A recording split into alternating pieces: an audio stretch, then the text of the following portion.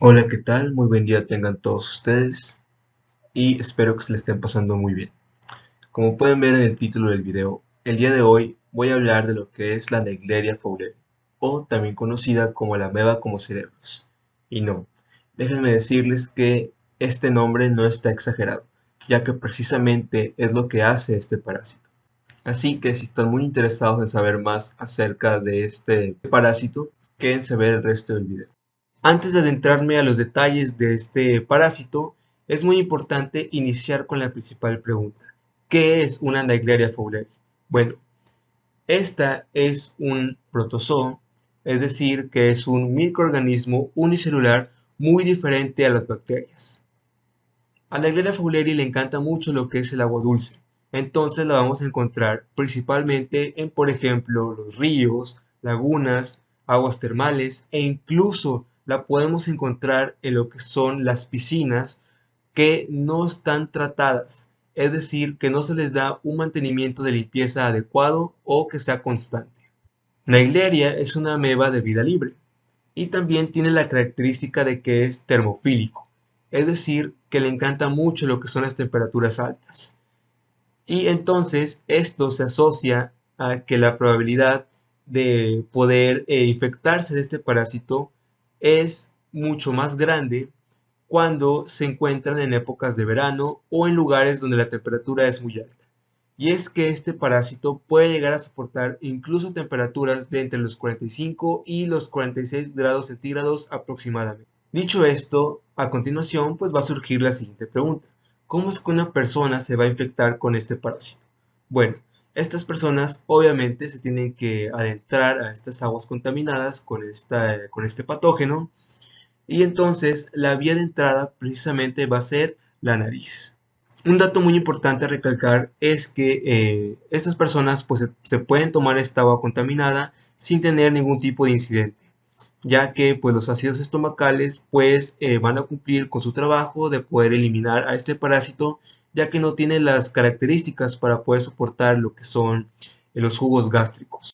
Sin embargo, hay que tomar en cuenta que pues regularmente cuando una persona entra a estas aguas pues lo hace saltando o se avienta al agua de una manera pues con mucha fuerza.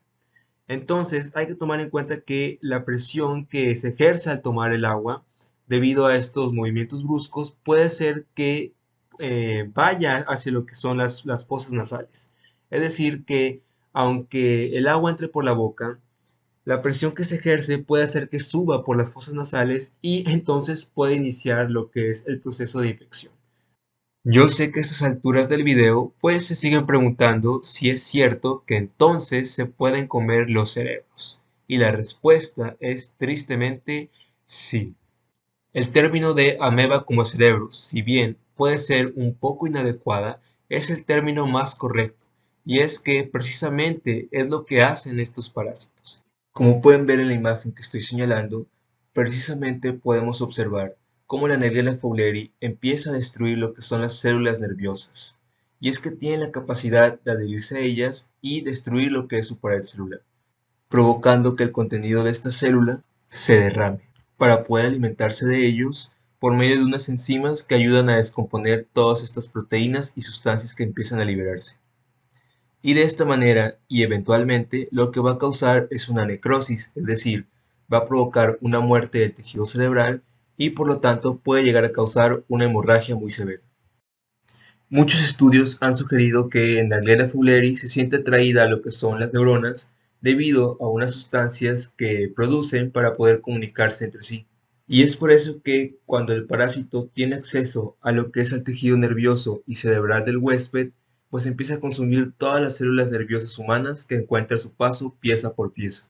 Como pueden ver en la segunda imagen que estoy señalando, los glóbulos blancos intentan atacar a este organismo, pero obviamente sus intentos son frustrados. Y es que la negleria desarrolla una capa o un recubrimiento para que los glóbulos blancos no puedan adherirse a ellas, y por lo tanto estas células no van a poder atacarla. Entonces, como resultado, tenemos que el sistema inmunológico va a empezar a acelerarse aún más, lo cual va a generar una inflamación y una hinchazón del tejido cerebral. debido a que como no puede combatirla, empiezan a ser reclutadas todavía muchas más células y componentes de nuestro sistema inmune. Pero un punto que me gustaría destacar es que en varios artículos se mencionaban que hay personas que se les ha detectado que han tenido o generado anticuerpos para combatir a esta ameba, lo cual quiere decir que estas personas probablemente fueron infectadas, pero sus sistemas inmunes fueron totalmente competentes para poder hacerle frente y detener a este parásito antes de haber generado una patología. Pero bueno, regularmente este patógeno tiene la capacidad de evadir el sistema inmune y por lo tanto es que suele ser muy peligroso para el ser humano, debido a que su capacidad para destruir las células nerviosas es muy grave. El resultado tristemente va a ser la muerte, en la mayoría de los casos que han sido documentados hasta ahora. Ahora bien, ¿qué es lo que sucede dentro de nuestros organismos?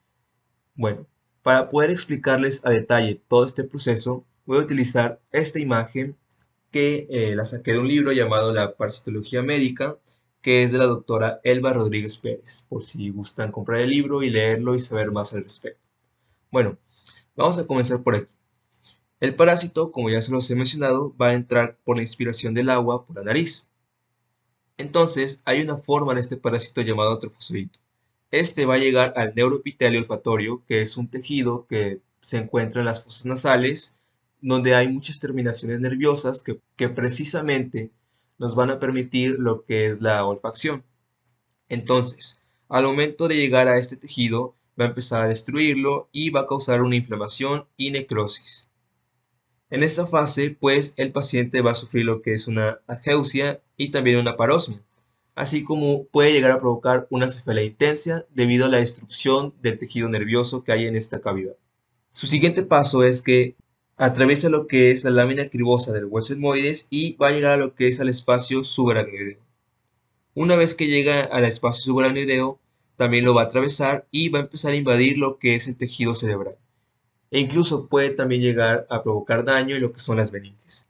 Entonces, aquí va a causar lo que son las manifestaciones clínicas típicas debido a la infección de este patógeno, que es causado por el daño a estas células nerviosas. Estos síntomas comienzan de manera abrupta aproximadamente de 1 a 2 días después de haber sido expuesto al agua contaminada. Y si la enfermedad no es tratada en este periodo, pues la muerte va a deberse a un paro respiratorio o cardíaco, lo cual esto puede ocurrir entre el tercero y el 10º día después de haber aparecido los síntomas. Quiere decir que el periodo de tiempo en el que un paciente va a encontrarse en un estado totalmente grave que hasta puede llegar a la muerte es muy corto. La patología que nos va a provocar este patógeno va a ser la meningoencefalitis amebiana primaria, abreviada como MAP. Los signos y síntomas que vamos a encontrar va a ser una cefalea intensa, es decir, un dolor de cabeza muy fuerte, principalmente en lo que va a ser la región de la frente. Estos pacientes también pueden presentar distorsiones, ya sea en la percepción del sabor, lo que es la ageusia, y lo que es el olor, lo que es la parosmia. Van a tener también somnolencia, mucha confusión, van a tener fotofobia, es decir, que van a ser muy sensibles a lo que son los destellos luminosos, pueden tener vómito en proyectil, edema y rigidez del cuello debido a la inflamación de las meninges. También pueden presentarse crisis convulsivas y algunos síntomas que comprometan el sistema respiratorio. También pueden llegar a presentarse otras manifestaciones como una hipertensión intracraneal y precisamente si los pacientes no son tratados, como ya se los había comentado, el resultado pues va a ser una muerte fulminante. Y es que desafortunadamente la mayoría de los casos de los pacientes que tienen MAP pues se suelen identificar ya muy tarde. Y es que cuando aparecen los síntomas es señal de que esta ameba ya está originando daño. He ahí la importancia de, en cuanto se aparezcan los primeros síntomas y tú sepas que fuiste a nadar a un lugar no adecuado, lo más importante es siempre acudir al médico lo más pronto que puedas, ya que una señal de que este parásito ya está invadiendo demasiado tejido cerebral es que los síntomas cada vez van más en aumento y principalmente se asocian a manifestaciones clínicas de daño cerebral. Ahora bien, supongamos que este paciente se le realizó un diagnóstico oportuno de lo que es la MAP y todavía se encuentra en etapas tempranas de la enfermedad.